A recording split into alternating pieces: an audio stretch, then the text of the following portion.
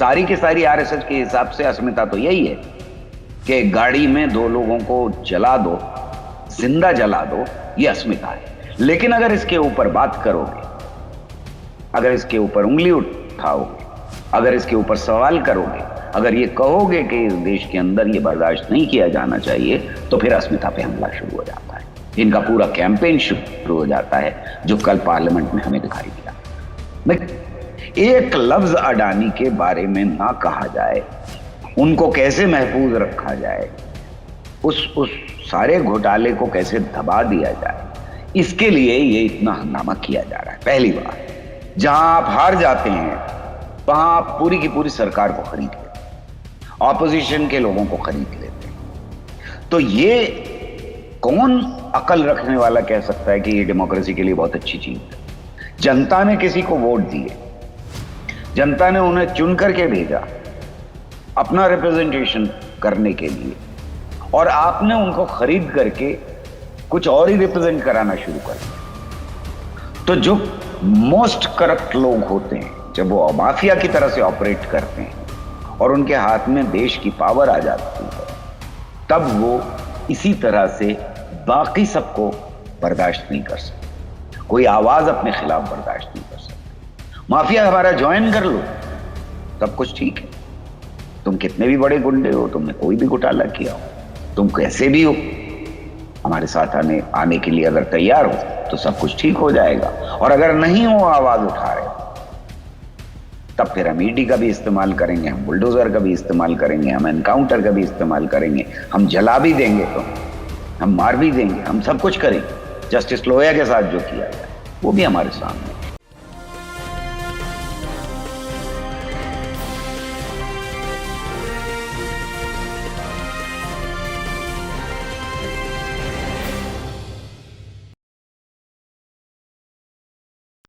Hello, नमस्कार, आदाब, सत श्री अकाल और अस्सलाम वालेकुम। मैं हूं मोहम्मद अहमद काज़मी, लेकर आया हूं आपका पसंदीदा कार्यक्रम आपके रूबरू। इस वक्त देश में एक नई चर्चा हो रही है। चर्चा यह है कि डेमोक्रेसी को कौन बदनाम कर रहा है, कौन कह रहा है कि डेमोक्रेसी खत्म हो रही है या खतरा है। एक तरफ इल्जाम लगाया जा रहा है कि राहुल गांधी ने लंदन में जाकर के देश को बदनाम किया है, लेकिन दूसरी तरफ यहां भी बहुत कुछ ऐसा हो रहा है जिसे लोग ये शिद्दत से महसूस कर रहे हैं कि डेमोक्रेसी खतरे में है। कुछ लोग तो इसको इस हद तक भी मानने लगे हैं कि शायद तानाशाही शुरू हो चुकी है। लेकिन बहरहाल कानून, संविधान हमारे मुल्क में है और संविधान हमारा सेकुलर है, और उस पर हमारा बड़ी तादाद में लोगों का यकीन भी है। ये बात अलग है कि कुछ नफरत फैला करके कोशिश की जाती है, मैं अभी उसमें नहीं जा रहा। आज हम जिस मेहमान से बात कर रहे हैं, हमारे खास मेहमान हैं इस वक्त जनाब गौहर रजा साहब, जो बहुत बड़े जाने माने साइंटिस्ट हैं, सोशल एक्टिविस्ट हैं। फिल्में भी बनाई हैं, डॉक्यूमेंट्री फिल्म, जिसमें पुरानी फिल्मों का अगर जिक्र किया जाए तो इनकलाब और ताजा जो गुजरात में जो कुछ हुआ 2001 में, उसमें भी पिछले दिनों जब हमने बात की थी कश्मीर फाइल्स पर, तो इस पर भी आपने बताया था। और बीबीसी डॉक्यूमेंट्री जिस पर बीजेपी सरकार ने पाबंदी लगाई थी, उस वक्त आपने अपनी उस फिल्म का भी जिक्र किया था, जो खुद और चश्मदीद गवाह हैं आप, गुजरात में क्या कुछ हुआ था। जनाब गौहर रजा साहब, वेलकम है आपका मीडिया स्टार। आप हमें वक्त देते हैं उसके साहब, आपका एक बार फिर बुलाने का। अच्छा, ये बताइए कि ये राहुल गांधी से माफी मांगने की बात हो रही है। कल पार्लियामेंट में बड़ा हंगामा होता रहा और दो कैबिनेट मिनिस्टर्स ने लोकसभा और राज्यसभा में कहा कि ये इनको माफी मांगनी चाहिए, विदेशों में जाकर के देश को बदनाम कर रहे हैं। और खासतौर पर इल्जाम यह है कि राहुल गांधी का इल्जाम है कि डेमोक्रेसी खतरे में है। आप उसे कैसे कह रहे हैं, कैसे देखते हैं? पहले तो काज़मी साहब, इस पे बात हो जाए कि ये किया क्यों जा रहा है, ये इतना हंगामा किया क्यों जा रहा है। देखिए, इस बीच में अडानी के ऊपर एक बहुत बड़ा इल्जाम लगा। वो इल्जाम हमारे देश की जनता ये बहुत अच्छी तरह से समझती है कि सही लगा हुआ। वहां पर जेपीसी की डिमांड की गई, वहां पर ये डिमांड की गई पार्लियामेंट के अंदर, जो जो आम जनता की डिमांड है, ये मांग आम जनता की मांग है, और ऑपोजिशन ने सही किया कि इस मुद्दे को कि अडानी ने बड़ा घोटाला किया है। सिर्फ मुल्क को अपने अंदर यानी देश के अंदर ही वो ये घोटाला नहीं है, बल्कि सरहद पार तक इस घोटाले की जड़ें फैली और जिससे देश की बेहद बदनामी हुई। अब ये जब हंगामा हो रहा था तो जाहिर है कि जो लोग जिनके वो खास दोस्त हैं उन्हें बचाना ही था। अब बचाने का सबसे आसान तरीका जो होता है वो यही होता है कि बात को दूसरी तरफ ले जाओ, मोड़ दो, यानी हिंदू मुस्लिम शुरू कर दो। अब अडानी को बचाने के लिए हिंदू मुस्लिम शुरू नहीं हो सकता था, वो बड़ा पुराना हो गया है। आप कश्मीर का मसला उठा दीजिए तो कश्मीर भी नहीं उठाया जा सकता अडानी को लेकर के। आप हिंदुस्तान पाकिस्तान का मसला उठा दीजिए, वो भी नहीं। लव जिहाद उठा दीजिए, वो भी नहीं। गौ रक्षा उठा दीजिए, वो भी नहीं। तो ये सारी चीजें पुरानी हो गई थी, अडानी को बचाने का इनमें से कोई पुराना नुस्खा काम नहीं कर सकता था। तो इस वक्त सब कुछ जो कल बहस होनी चाहिए थी वो अडानी के घोटाले के ऊपर होना चाहिए। वो उसमें क्या क्रिमिनल एक्ट्स हैं उन पे होनी चाहिए, वहां ईडी लगनी चाहिए, वहां सीबीआई की जांच होनी चाहिए, वहां तरह तरह की जांच होनी चाहिए। और जिस बात को हमारे सुप्रीम कोर्ट ने भी कहा है कि जांच होनी चाहिए, उस जांच से बचने के लिए एक लफ्ज अडानी के बारे में ना कहा जाए, उनको कैसे महफूज रखा जाए, उस सारे घोटाले को कैसे दबा दिया जाए, इसके लिए ये इतना हंगामा किया जा रहा है, पहली बात। दूसरी बात मजेदार है। दूसरी बात यह है कि हमारे प्राइम मिनिस्टर जब पहली बार अमेरिका जाते हैं, और इल्जाम ये भी है बाद में लगा, तो लोगों ने कहा ही इस बात को कि वहां पूरा का पूरा एक एडवर्टाइजिंग एजेंसी को ठेके पे यहां से लोगों को ले जाना, मोदी मोदी मोदी मोदी चिल्लाना, वो पूरा कोरियोग्राफ्टिक पहली स्पीच देते हैं वो। और उस स्पीच में वो क्या क्या कहते हैं? वो कहते हैं कि हिंदुस्तान में बाबू लोग जो हैं वो अगर वक्त के ऊपर आ जाएं ऑफिस के अंदर तो फिर ये खबर बन जाती है। ये मेरे अल्फाज नहीं है, ये उनके अल्फाज। अमेरिका की सरजमीन पर जाकर के ये कहना कि हिंदुस्तान के बाबू जो हैं वो वक्त पे नहीं आते हैं, अब मैं आ गया हूं, मैंने गद्दी संभाल लिया, मैं सबको ठीक कर रहा हूं। वो अंगूठा छाप जो बना दिया उन्होंने, बायोमेट्रिक्स जिसे अंग्रेजी में कहते हैं, वो उसका जिक्र कर रहे हैं। पूरे पूरे पूरे की पूरी ब्यूरोक्रेसी को अंगूठा छाप बना दिया उन्होंने, खुद अंगूठा छाप रहे हैं, तो जाहिर है कि वहां वो जाके कह रहे हैं कि मैं हिंदुस्तान में टॉयलेट्स बनाऊंगा। वहां जाकर के वो ये कह रहे हैं कि हिंदुस्तान के जो दूतावास है, हमारी जो एम्बेसीज है, वो काम नहीं करती ठीक से। आप जब हिंदुस्तान के एयरपोर्ट पे उतरते हैं तो आपकी सारी शिकायतें हो। ये अमेरिका में जाकर के कहना, ये देश की बेइज्जती करना नहीं है, ये यहाँ के तंत्र की बेइज्जती करना नहीं है, ये यहाँ की डेमोक्रेसी की बेइज्जती करना नहीं है, ये यहाँ की परंपरा की बेइज्जती करना नहीं है। वो कहते हैं कि हिंदुस्तान में मुझे किसी ने कहा कि सपेरे और बाबाओं का मुल्क है। ये बात वहां कह रहे हैं वो जाकर के। ये बदनाम करना नहीं हुआ, क्योंकि एक नशा पिला रखा है कि उनके मुंह से जो कुछ निकले, वो जो कुछ करें, वो सब कुछ ठीक है, वो सब कुछ देश के हित में, तो चाहे जो कुछ कहें। जापान में जाकर के प्राइम मिनिस्टर, और वो भी ऐसा प्राइम मिनिस्टर जो सबसे बड़ी डेमोक्रेसी का प्राइम मिनिस्टर हो, वो ताली बजा बजा करके कह रहा है कि मैंने नोटबंदी कर दी है, अब लोगों की जेब में पैसा नहीं है, घरों में शादियां नहीं हो पा रही। ये जापान की सरजमीन के ऊपर कह रहे हैं। अब चाइना जाकर के वो एक लफ्ज जिसकी वो स्पेलिंग नहीं कर पाते, उसको बार बार दोहरा रहे हैं। कनाडा जाकर के कह रहे हैं कि a+b² क्या होता है, पढ़े लिखे लोगों के बीच के हम। हिंदुस्तान के अंदर कह रहे हैं कि गणेश जी प्लास्टिक सर्जरी का प्रमाण। दुनिया हंस रही है इन चीजों के ऊपर। ये है बदनाम करना हमारी पूरी सभ्यता को, हमारे यहाँ की साइंस को, हमारे यहाँ की एजुकेशन को। मतलब जिस देश ने मैथमेटिक्स में इतना बड़ा काम किया है परंपरागत तरीके से, उसका प्रधानमंत्री आज खड़े होकर कह रहा है a+b² मुझे नहीं आता दुनिया के सामने। ये नहीं करता बदनाम देश को? लगातार बदनाम किया है। रूस में जब हर बच्चे को ये मालूम है इस देश के कि जब हमारा राष्ट्रगान हो, नेशनल एंथम हो, तो हमें खड़ा होना चाहिए। हमारे प्रधानमंत्री को नहीं पता है, वो चल देते हैं जैसे ही राष्ट्रगान शुरू होता है। ये क्लिप तो सबको, सबकी नजरों में आया है। ये चीजें बदनाम नहीं कर रही हैं, लेकिन इसको भी छोड़ दीजिए।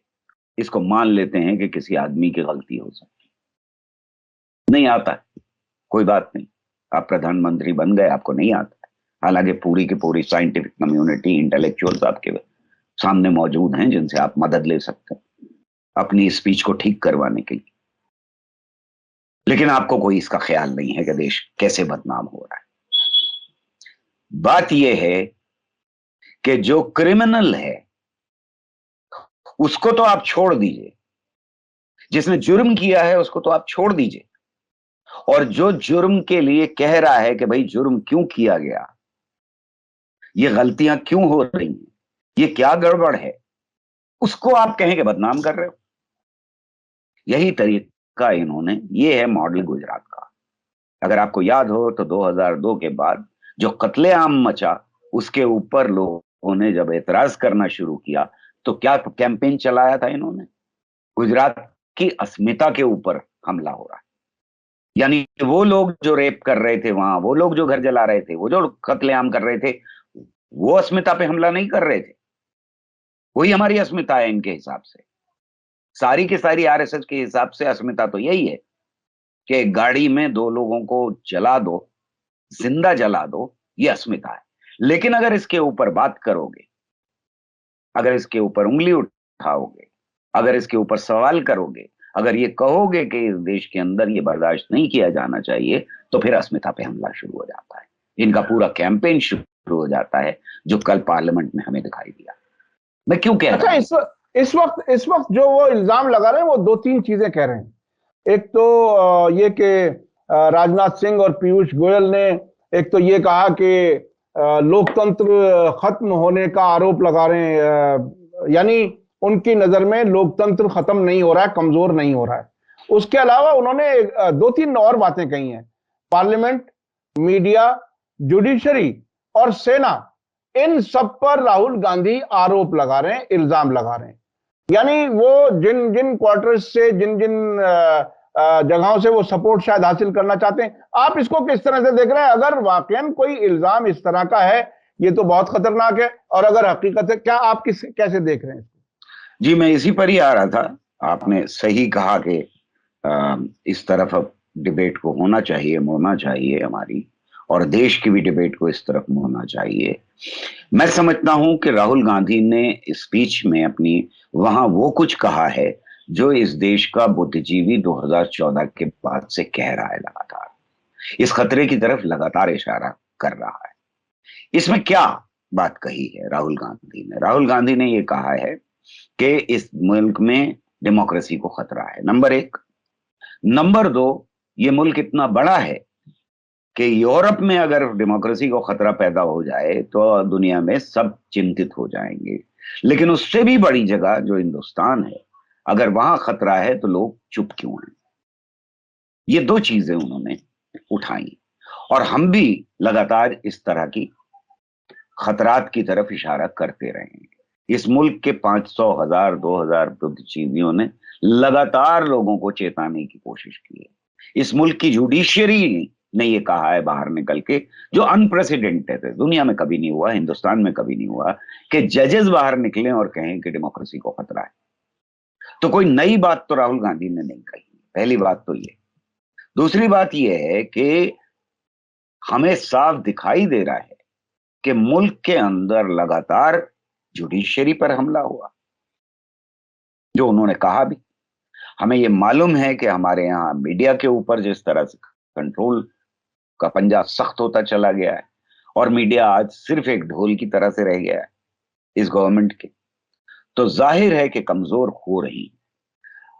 अग्निवीर के बारे में बहुत सारे मिलिट्री के लोगों ने, बड़े सीनियर लोगों ने सवालात उठाए, तो लगातार कमजोर करने की कोशिश साफ दिखाई दे रही। ईडी का इस्तेमाल, सीबीआई का इस्तेमाल, एजेंसीज का इस्तेमाल, यहां तक कि स्नूपिंग का इस्तेमाल जो किया जा रहा है, वो सब कुछ डेमोक्रेसी के लिए खतरा है।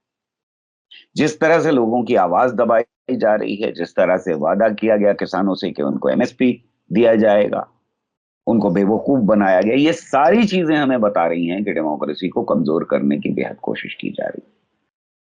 कुछ तो आरएसएस के लोगों से मैंने ये भी सुना कि वो इस मुल्क के संविधान को इररिलेवेंट कर देना चाहते हैं, उन्हें बदलने की जरूरत नहीं। मेरे एक पड़ोसी हैं जो जाते हैं शाखा में, उनका ये कहना था कि हम इररिलेवेंट कर देंगे। तो ये सारे हमले हमें साफ चारों तरफ दिखाई दे रहे हैं। अब ये तो दिखाई दे रहे हैं, लेकिन क्या कह रही हैं रिपोर्ट्स इंटरनेशनल? एक इंटरनेशनल रिपोर्ट के हिसाब से यह बात साफ कर दी गई है कि जो हमला इमरजेंसी के दौरान हुआ था, अब उससे ज्यादा बुरे हालात इस मुल्क में पैदा हो गए। उस रिपोर्ट में 5 पैरामीटर्स लिए गए हैं और 5 पैरामीटर्स के ऊपर जब नापने की कोशिश की गई, तो जो फैशिस्टिक टेंडेंसीज समाज के अंदर हैं, जो हमला कर रही हैं डेमोक्रेसी में, वो 5 पैरामीटर्स में उससे ज्यादा बुरे हालत में मुल्क को ले आई हैं, जैसा कि ये देश इमरजेंसी के दौरान है। सवाल यह है कि क्या आवाज उठाने वाला गलत चीजों के खिलाफ वो देश की अस्मिता को नुकसान पहुंचा रहा है, या वो नुकसान पहुंचा रहे हैं जो ईडी को, सीबीआई को, जुडिशरी को, मीडिया को, और यहां तक के अग्निवीर की स्कीम लगाना, ये सारी चीजें कल देश को बदनाम कर रही हैं, कमजोर कर रही हैं। या वो लोग जो आवाज उठा रहे हैं और कह रहे हैं नेशनल और इंटरनेशनल प्लेटफॉर्म के ऊपर कि खतरा बहुत बड़ा है। मैं समझता हूं कि यह बात बिल्कुल सही है कि पूरी दुनिया को चिंतित होना चाहिए कि इस देश में डेमोक्रेसी के ऊपर हमला हो रहा है। क्यों? बहुत सिंपल सी चीज है। आज के हालात में अगर देखें हम, तो इस धरती की आबादी में हर 7वां 8वां हिंदुस्तानी है,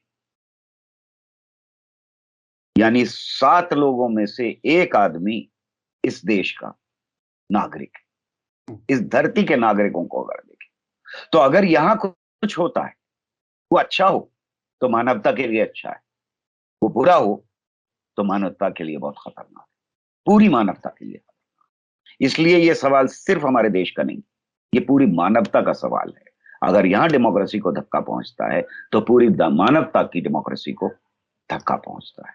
मैं समझता हूं कि ये बुद्धिजीवी लगातार कहते रहे हैं, रिपोर्ट्स आ रही हैं, और इसमें अडानी को बचाने के लिए पूरे मुल्क को दांव पे लगा दें, पूरी की पूरी डेमोक्रेसी को दांव पे लगा दें, वो इस देश को बदनाम कर रहे हैं। जो लोग आवाज उठा रहे हैं, वो इस देश को बदनाम नहीं कर रहे हैं, वो खतरे का एहसास दिला रहे हैं। अच्छा, राहुल गांधी ने जिस तरह से अपनी बात रखी, लंदन को एक तरह से इंटरनेशनल कैपिटल समझा जाता है, ईस्ट वेस्ट का एक मिलान का सेंटर है, और बहरहाल उसकी तारीख भी बहुत लंबी है। भारत के खतरे को इंटरनेशनल कम्युनिटी के सामने रखना और ये कहना कि ये पूरी दुनिया के लिए खतरा है, ये एक बहुत ही अहम कदम है उनका। अभी पिछले 1 हफ्ते के अंदर अंदर की मैं 2-3 खबरें याद दिलाता हूं अपने दर्शकों को। तमिलनाडु के चीफ मिनिस्टर स्टालिन ने कहा कि जब से मैंने भाजपा के खिलाफ अपोजिशन को इकट्ठा करने की बात कही, उसके बाद बिहार के वर्कर्स की पिटाई की वीडियो की बात आने लगी जो फेक निकली। उसके अलावा तेलंगाना के चीफ मिनिस्टर केसीआर, उन पर दबाव, उनकी बेटी पर दिल्ली में जांच और छापे। उसके अलावा लालू यादव की वाइफ राबड़ी देवी पर छापे, उनके बेटे पर जो डिप्टी चीफ मिनिस्टर हैं तेजस्वी यादव, उन पर छापे, और नीतीश कुमार जो उनके साथी रह चुके हैं, उनका भी ये कहना कि जब से मैंने आरजेडी के साथ सरकार बनाई है, उसके बाद आरजेडी को यानी उनकी सरकार को टारगेट किया जा रहा है। ऐसी हालत में डेमोक्रेसी कहां कुछ रही, क्या कुछ है? देखिए, आजकल सोशल मीडिया का जमाना है, कोई दरवाजा बंद नहीं है, इंफॉर्मेशन सब जगह पहुंच रही है। राहुल गांधी ने जो बात यहां भारत जोड़ो यात्रा में कही, पार्लियामेंट में उससे पहले कही, तकरीबन वही बातें उन्होंने लंदन में दोहराई हैं। अब क्या क्या ये इतने राज्यों में, ये तो 2-3 मैंने मिसालें दी हैं, आपको क्या लगता है कि कहां कुछ है कि डेमोक्रेसी को बचाने की कोई कोशिश हो रही है सरकार की तरफ से? देखिए, सिर्फ ईडी के छापे और ऑपोजिशन के ऊपर लगातार दबाव बनाए रखना, उनको धमकी देते रहना, ईडी तो धमकी देने के लिए इस्तेमाल हो रही है, सीबीआई धमकी देने के लिए इस्तेमाल हो रही है, यूएपीए लगाना, बुलडोजर चलाना, ये सारी धमकी हैं। धमकियों से डेमोक्रेसी मजबूत नहीं होती, डेमोक्रेसी को धक्का पहुंचता है। आप बिल्कुल सही बात कह रहे हैं कि इन सब का इस्तेमाल डेमोक्रेसी को कमजोर करने के लिए किया जा रहा है और लगातार किया जा रहा है। मैं समझता हूं कि एक तरफ तो ये हो रहा है और दूसरी तरफ हमें ये मालूम है कि सरकारें लगातार खरीदी जा रही हैं। जहां आप हार जाते हैं, वहां आप पूरी की पूरी सरकार को खरीद लेते हैं, ऑपोजिशन के लोगों को खरीद लेते हैं। तो ये कौन अकल रखने वाला कह सकता है कि ये डेमोक्रेसी के लिए बहुत अच्छी चीज है? जनता ने किसी को वोट दिए, जनता ने उन्हें चुन करके भेजा अपना रिप्रेजेंटेशन करने के लिए, और आपने उनको खरीद करके कुछ और ही रिप्रेजेंट कराना शुरू कर दिया। तो ये जो सारी चीजें हमें दिखाई दे रही हैं, ईडी के छापे, मनीष सिसोदिया को यहां गिरफ्तार कर लेना, ये सारी चीजें लगातार जो हमको दिखाई दे रही हैं, खुद राहुल गांधी को ग्रिल करना, सोनिया गांधी को ग्रिल करना, ये धमकियों का हिस्सा है। और वो बिल्कुल कल जो पोस्टर निकला है हैदराबाद और उसके इलाकों में अमित शाह के लिए, जिसमें निर्मा का एक पोस्टर बना दिया उन्होंने कि इनमें से कोई भी अगर अपना पाला बदल के दूसरी तरफ चले जाए तो वो धुला हुआ निकलता है, जैसे उसे किसी वॉशिंग मशीन में डाल करके धोके निकाल दिया गया। तो जो मोस्ट करप्ट लोग होते हैं, जब वो माफिया की तरह से ऑपरेट करते हैं और उनके हाथ में देश की पावर आ जाती है, तब वो इसी तरह से बाकी सबको बर्दाश्त नहीं कर सकते, कोई आवाज अपने खिलाफ बर्दाश्त नहीं कर सकते। माफिया हमारा ज्वाइन कर लो, सब कुछ ठीक है, तुम कितने भी बड़े गुंडे हो, तुमने कोई भी घोटाला किया हो, तुम कैसे भी हो, हमारे साथ आने के लिए अगर तैयार हो तो सब कुछ ठीक हो जाएगा। और अगर नहीं हो, आवाज उठा रहे हो, तब फिर हम ईडी का भी इस्तेमाल करेंगे, हम बुलडोजर का भी इस्तेमाल करेंगे, हम एनकाउंटर का भी इस्तेमाल करेंगे, हम जला भी देंगे तुम्हें, हम मार भी देंगे, हम सब कुछ करेंगे। जस्टिस लोहिया के साथ जो किया गया वो भी हमारे सामने। ये चीजें हैं जो मुल्क को बदनाम कर रही हैं। राहुल गांधी के कहने से मुल्क बदनाम नहीं होता, और राहुल गांधी सही बात कह रहे हैं तो सही। डेमोक्रेसी में आम लोगों की राय पर सरकार बनती है, और जितना हमने आम लोगों की राय को एक तरह से जलील करते हुए, बदनाम करते हुए, एमसीडी में हमने देखा, एमसीडी में जिस तरह से बाल पकड़ के खींचे गए, बोतलें फेंकी गई, तो क्या, और दिल्ली की आम आदमी पार्टी सरकार जो जनता ने चुनी है, उसमें एक बाकायदा कानून लाया जाता है कि लेफ्टिनेंट गवर्नर ही सरकार है, यानी चुने हुए लोग सरकार नहीं है। तो ये तो डेमोक्रेसी का बिल्कुल नए किस्म का एक तरह से नए किस्म के डेमोक्रेसी को इंट्रोड्यूस करा रहे हैं। इस पे कौन दुनिया में यकीन करेगा कि ये डेमोक्रेसी है? सारे गवर्नर सेंटर के एजेंट्स की तरह से काम कर रहे हैं। जहां वो पावर ग्रैब कर सकते हैं वहां वो पावर ग्रैब करने की कोशिश कर रहे हैं, उस पर कब्जा जमाने की कोशिश कर रहे हैं। ये जो फोर्स होती है, जो फैशिस्टिक फोर्स होती है, उसकी नजरों में डेमोक्रेसी का कोई मतलब नहीं होता है, चुनाव का कोई मतलब नहीं होता है, आम जनता की आवाज का कोई मतलब नहीं होता है। और जो पैरामीटर्स हैं जिनके ऊपर बहुत सारे बुद्धिजीवियों ने दुनिया के काम किया है, उन्होंने कहा है कि 13-14 पैरामीटर्स हैं जिनको लेकर के हमें ये आंकने की कोशिश करना चाहिए कि किसी मुल्क में डेमोक्रेसी किस हद तक है और फैशिज्म किस हद तक आ चुका है। हमें ये दिखाई दे रहा है कि इलेक्शन कमीशन के ऊपर दबाव, वहां ईडी का इस्तेमाल, क्योंकि इलेक्शन कमिश्नर आपकी पसंद का नहीं था, वहां से लेकर के जुडिशियरी से लेकर के, और जो बात आपने अभी कही कि आम जनता की आवाज उठाने को दबा देना, कम से कम वो उसमें सकत ही ना रहे इतनी कि वो आवाज उठा पाए, ये है डेमोक्रेसी को ट्रैम्पल करना, ये है डेमोक्रेसी को जूतों तले रौंदना। और ये मुल्क में हमें चारों तरफ दिखाई दे रहा है। किसी ने कहा या नहीं कहा का सवाल नहीं है, बदनामी इससे होती है कि आप ये कर रहे हैं मुल्क के अंदर। इस मुल्क में डेमोक्रेसी की जड़ें बहुत मजबूत हैं, इसलिए आप अभी तक उसको पूरी तरह से पलट नहीं पाए। कोई ना कोई जज होता है वो खड़ा हो जाता है, कोई एडमिनिस्ट्रेशन में होता है वो खड़ा हो जाता है, कहीं काजमी साहब होते हैं वो अपनी एक छोटी सी चैनल चलाने लगते हैं जो लोगों तक पहुंचती है, दूर तक पहुंच जाती है। तो ये आवाजें लगातार उठ रही हैं, ये बदनाम नहीं कर रही, बदनाम असल में वो कर रहे हैं जो इस मुल्क को माफिया की तरह से चलाने की कोशिश कर रहे हैं, जो पार्लियामेंट पे कब्जा करना चाहते हैं, जो हमें एमसीडी में दिखाई दिया दिल्ली के अंदर कि किस तरह से वो चलाना चाहते हैं। जब उनकी सरकार ना बने तो वो क्या कर सकते हैं, वो किसके केपेबल हैं, वो हिंसा पे उतर आएंगे। ये है जो देश को बदनाम कर। अच्छा गौहर रजा साहब, आपने एक लंबे अरसे से बहुत से वाकयात देखे हैं जिसमें इमरजेंसी भी थी। इमरजेंसी का भी अक्सर बीजेपी वाले जिक्र करते हैं कि वो आप लोगों ने डेमोक्रेसी तबाह की थी।